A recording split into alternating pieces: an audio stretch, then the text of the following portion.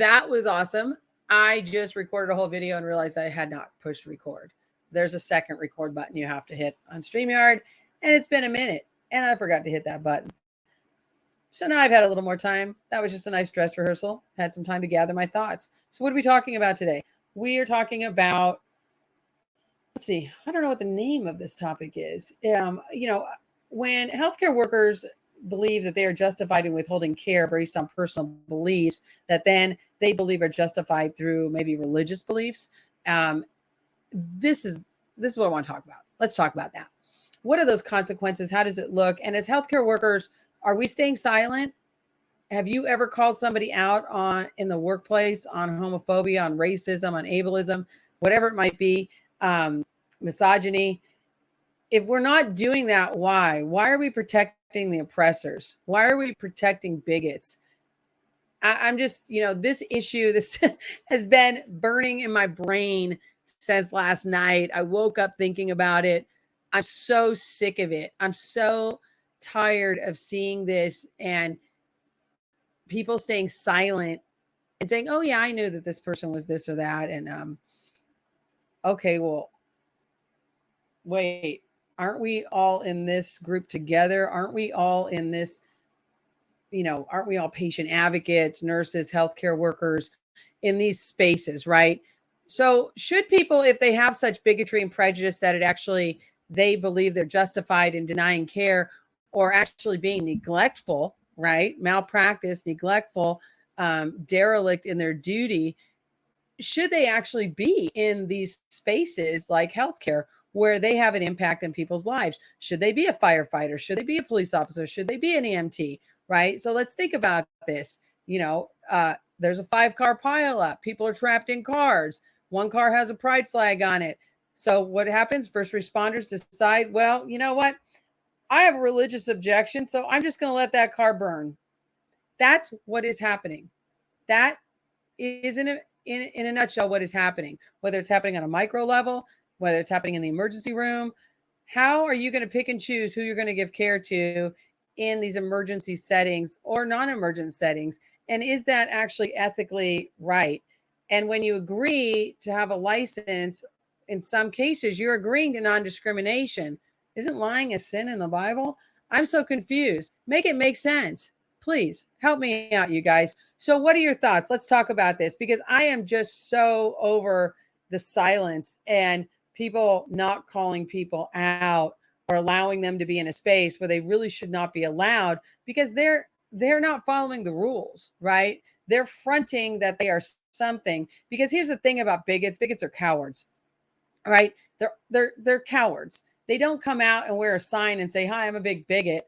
Right? They may have other codes that they wear, but in general, in that healthcare space, I very rarely met people who are really out about their bigotry. But I have witnessed it many times in my career and in my lifetime prior to even becoming an RN. Now, as a private patient advocate, we have, if we are board certified, we have an ethics standard that is a non-discrimination clause.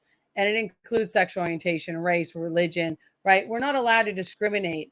Now, it's one thing to say, well, I'm not an expert in that area, right? I'm not a pediatric oncology expert, so I'm not going to assume care of this patient or take on a client to advocate for them on maybe an issue I'm not well versed on. So that's different, right? But willful neglect and willfully denying treatment or denying a client. I mean, yes, you can pick and choose who you want to have as clients, but where is that based in? What is it based in? Is it based in prejudice? Is it based in bigotry?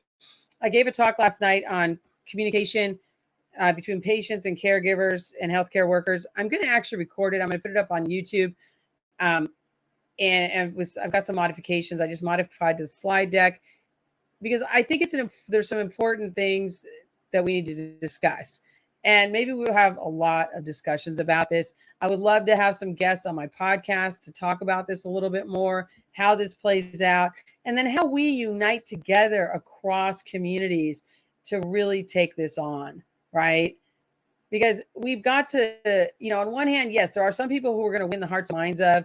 Maybe they're going to have a gay cousin, a niece, a nephew, a kid, that's going to open their mind. Maybe somebody's going to, if they're, you know, somebody's going to enter into an interracial marriage or relationship, right? And that's going to challenge somebody's beliefs. These things happen within a family, within a community setting that often will have the leverage to crack open the bigot's mind. But in general, should people be allowed to be working in healthcare if they are a bigot, if they're prejudiced, they're racist, they're homophobic? Or should they just go be like a stockbroker or work at Wendy's, right? I believe people should not be in healthcare if they have prejudice and bias. And I just think that is the most egregious, it's one of the most violent, egregious acts, right, to bring prejudice and bigotry to your role as a healthcare worker, a provider, a patient advocate.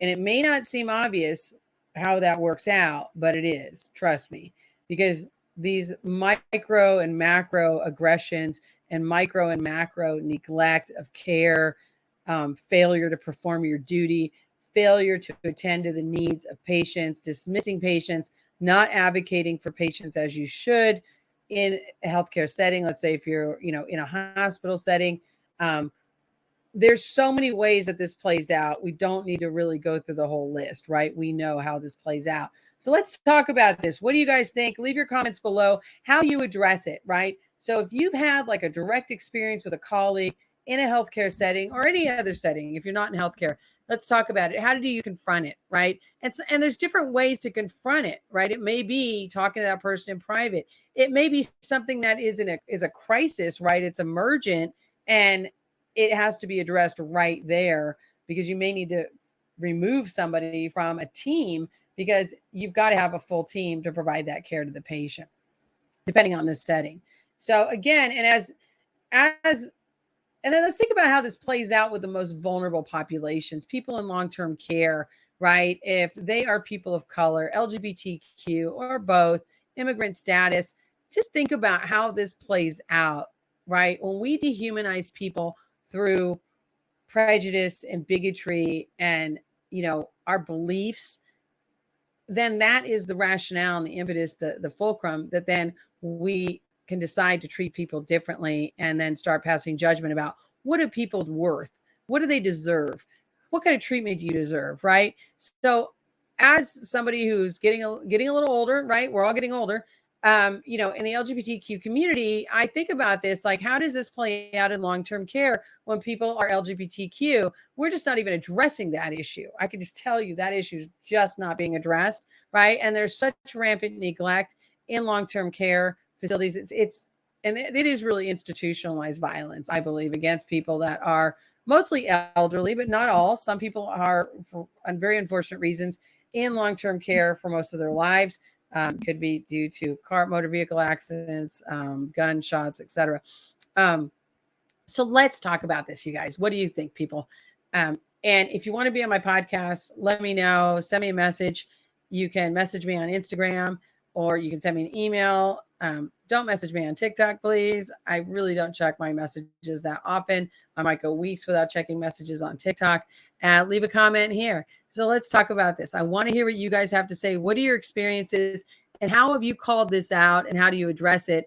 And then what are your thoughts about people who may know about this at a higher level that then don't do anything about it or rationalize it? Are they part of the problem? Are they bigots also? Why are we protecting the oppressors? Why are we protecting and being silent about prejudice and bigotry? That's all, guys. I look forward to looking at your comments, hearing what you guys have to say on this topic and what your experiences have been. If you've had, been at the receiving end of bigotry in healthcare, talk to me about it. Give me, a short comment.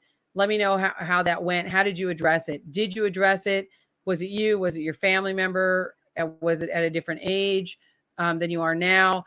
And what are you concerned about going forward in the future as you age, and how you'll be treated in the healthcare setting? Thanks so much, you guys. Make sure you subscribe, hit the like button, comment, share this video. Make sure that you watch my other videos, but more than anything, please subscribe. I really appreciate everybody who watches my videos and engages with them. You got to do all the things. for the YouTube, the algo. Thanks so much, you guys. Take care.